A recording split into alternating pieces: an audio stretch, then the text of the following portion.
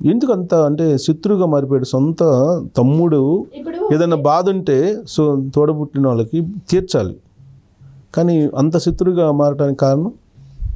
డబ్బుల మీద వ్యామోహం అండి. ఒకటి, నేనే గ్రేట్గా ఉండాలి, నేనే బాగుండాలి, ఇంకా డబ్బులు ఇవ్వాల్సి వస్తుంది అనే దానికోసం నన్ను ఇక్కడ స్టిక్ ఆన్ చేసి నన్ను ఇబ్బందులు పెట్టడానికి ఎస్టీఎస్ కేసులే కానివ్వండి. ఎస్సీ కేసులు కూడా పెట్టారు, కొట్టేశారు కూడా, అయిపోయింది. అది ఓ 10 ఏళ్ళు నడిచింది.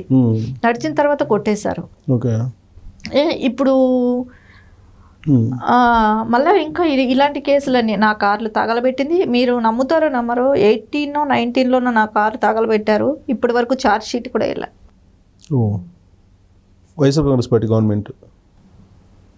ఇప్పుడు అక్కడ అదే నగిరిలో నాకు పొలం ఉంది. నగిరిలో నియోజకవర్గంలో రోజాకి డబ్బులు ఇచ్చి నా పొలం దగ్గరికి నన్ను 5 ఏళ్ళు వెళ్ళనివ్వకుండా చేశారు. రోజా ఇన్వాల్వ్మెంట్ కూడా ఉందా? రోజాకి డబ్బులు అంటే పార్టీ ఫండు ఇచ్చి తిరుపతి ఎంపీకి గెలవటానికి డబ్బు ఇచ్చారు. సో స్టిల్ ఇప్పుడు కూడా టచ్లో ఉంటారు. అంటే ఏంటి బాగా మిలియనీరా ఏంటి మీ బ్రదర్? అదే కదా, ఇప్పుడు ఏ ఆస్తిలో నుంచి అయితే ఏ కంపెనీ నుంచి అయితే మొత్తం సంపాదించాడో అదంతా నాకు రావాల్సిన వాటా ఉంది కదా, నాకెందుకు ఇవ్వాలి? ఇప్పుడు ఇంకొక విషయం దీనిలో ఒకటి చూస్తే, నేను న్యూజిలాండ్ వెళ్ళినప్పుడు లాస్ట్ ఇయర్ వెళ్ళా. 3 months ఉన్నాను అక్కడ. ఉన్నప్పుడు నేను న్యూజిలాండ్ వెళ్ళింది ఫస్ట్ టైం. సో అక్కడ నా సంతకం ఎలా వెళ్ళింది ముందే, 10 సంవత్సరాల క్రితమే నా సంతకం అక్కడ ఎలా ఉంది.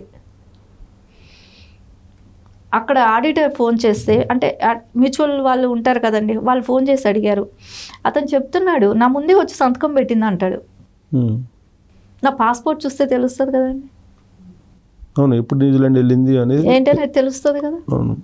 సో నా పాస్పోర్ట్లో ఫస్ట్ టైం నేను వెళ్ళింది న్యూజిలాండ్, లాస్ట్ ఇయర్ వెళ్ళా. ఈ కంపెనీ దాని మీద తెలుసుకోవడానికి వీటితో అసలు యాక్చువల్లీ సెటిల్మెంట్ కానీ అంటే వెళ్తే వీడి రియాక్షన్ ఎలా ఉంటుంది, ఏం జరుగుతుందని వెళ్ళాం. అంటే 2012 నుంచి మీరు ఎదురుపడలా ఫేస్ టు ఫేస్? చాలా సార్లు ఎదురుపడ్డాం. చాలా చోట్ల పెద్ద వాళ్ళు సెటిల్మెంట్ చేయడానికి ట్రై చేశారండి. చేయని వాళ్ళు లేరు, చేశారు. కొంతమంది వాళ్ళ స్వలాభాల కోసం కొంతమంది వాడి దగ్గర డబ్బులు తీసుకొని సో సైలెంట్గా వదిలేసిన వాళ్ళు ఉన్నారు, లీడర్స్ అట్లాంటి వాళ్ళు ఉన్నారు. కొంతమంది హానెస్ట్గా చేసిన వాళ్ళు ఉన్నారు.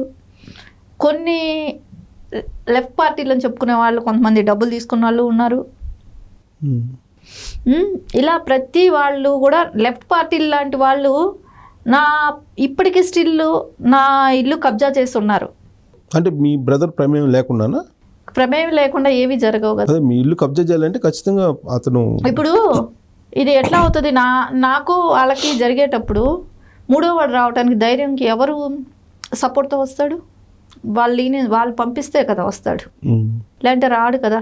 నేను ఇక్కడ ఒక పార్టీలో ఉన్నాను, సో వాడు అవతలాడు రావాలంటే ధైర్యంగా కష్టమే కదా. సో ఎవరు సపోర్ట్ చూసుకొని వస్తున్నాడు? సో వాడు ఉండేది వాడు చేసేది వైసీపీకి సపోర్టు, వైసీపీ పార్టీకి ఫండ్స్ ఇస్తాడు. కొంతమంది మళ్ళా వాడు ఇక్కడ నేను తెలుగుదేశంలో కష్టపడి పనిచేసినా కూడా ఈ టైంలో ఇప్పుడైనా కూడా ఎట్లా ఉంటుందంటే, మనీ ముందు ఏది పనికిరాదండి.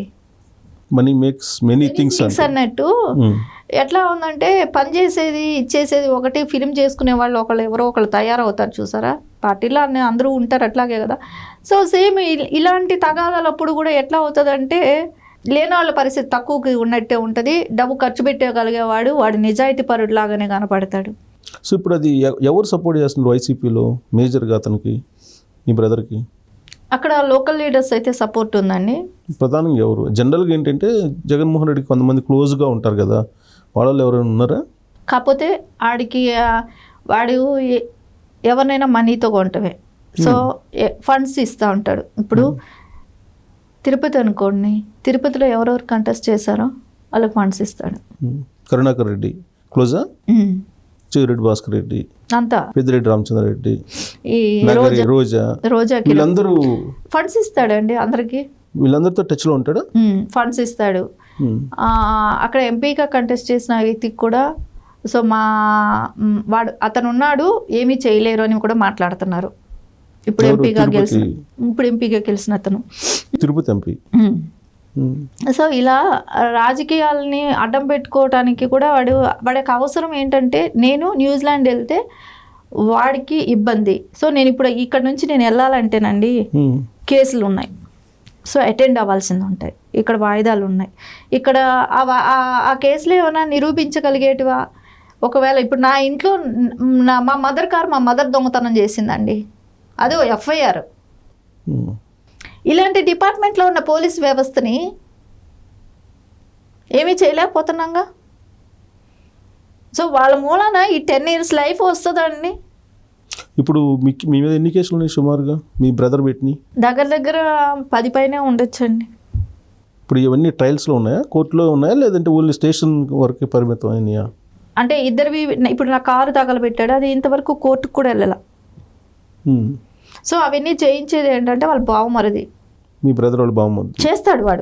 వాడి మీద రౌడీ షీటర్ కేసు కూడా ఉంది. రౌడీ షీటర్ అసలు విక్రమ్ చౌదరి అని. ఎక్కడ? అక్కడ తిరుపతి. ఓకే. సో అలాంటి వాళ్ళని అందరినీ వాడు ఈ రోజున ఈ 5 ఏళ్ళ లోపల ఇప్పుడు ఈ మధ్యనే నా ఇల్లు కబ్జా చేసి ఉన్నాడు. ఇక్కడ తిరుపతిలోనా, లేదంటే తిరుపతిలో మీ ప్రాపర్టీస్ అన్నీ ఉండే తిరుపతి నగిరినా? నగిరిలో ఉన్నాయి, నగిరి నియోజకవర్గంలో ఉన్నాయి, తిరుపతి నియోజకవర్గంలోనూ ఉన్నాయి. ఓకే. ఈ 2 నియోజకవర్గాల్లో ఉన్నాయి. మీ కంపెనీ, ఉమ్మడి కంపెనీ మీద వచ్చిన ప్రాఫిట్స్ తోటి కొన్నారు అప్పట్లో. సో తర్వాత నేను తీసుకున్నాను. ఓకే. మీ మదర్ దగ్గర కొనుక్కున్నాను. మీ మదర్ ఏమంటారు ఇప్పుడు మరి?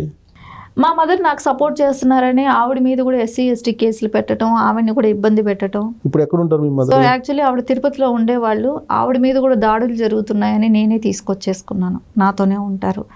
ఈ వన్ ఇయర్ క్రితం వరకు, 1 year కూడా మొన్నటి వరకు న్యూజిలాండ్లో ఉన్నారు. ఆవిడ వేరుగానే ఉంటారు న్యూజిలాండ్లో అయినా కూడా. ఆవిడ వేరుగా ఉన్నారు. లాస్ట్ మంత్ ఆవిడ మీద కూడా కేసులు పెట్టున్నారు. వేరుగా అంటే అక్కడ ఎవరు ఉంటారు ఇప్పుడు? మీ బ్రదర్ కాకుండా? బ్రదర్తో ఉండట్లేదు, మాకు తెలిసిన మా ఫ్యామిలీ ఫ్రెండ్స్, మా చుట్టాలు ఫ్యామిలీ ఫ్రెండ్స్ ఉన్నారు, వాళ్ళతో ఉంటారు.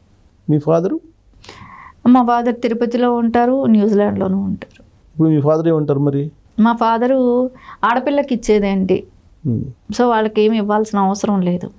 సో ఇప్పుడు నా మీద కేసులు వేసిన దానిలో సివిల్ కేసుల్లో కూడా మా ఫాదరే కదా. సో నేను బినామీ, నా భార్య బినామీ నా ఆస్తుల మీద అని చెప్పి వేశాడు. సో యాక్చువల్లీ ఇంజెక్షన్ ఆర్డర్ ఇచ్చిన రోజే కోర్టులో చెప్పారండి, నువ్వు బినామీ అని అంటున్నావు, సో నీ భార్య బినామీ అంటున్నావు, నువ్వేం పెట్టి సంపాదించావు, ఎట్లా వచ్చింది నీకు ఈ ఆస్తులు అని చెప్పి అడిగారు. సో చెప్పడానికి ఒక కంపెనీ పెట్టుకుంటేనే ఒక కరెంట్ బిల్లో ఏదో ఒకటి ఉంటుంది, రిసిప్ట్ ఏదో ఒకటి ఉంటుంది, అది తెచ్చిపెట్టమన్నారు. సో ఎలాంటి ఆధారాలు లేవు. సో అందుకే ఇంజెక్షన్ ఆర్డర్ కూడా వెకేట్ అయింది.